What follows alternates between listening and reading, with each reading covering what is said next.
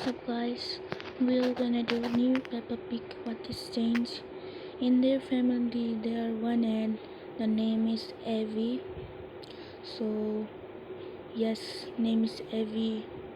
প্রথমে আগে আমরা ওল্ড হাউসের সব রুমগুলা বলি। এটা ছিল জর্জ আর পেপার থাকতো এখানে, প্যারেন্টসরা থাকতো।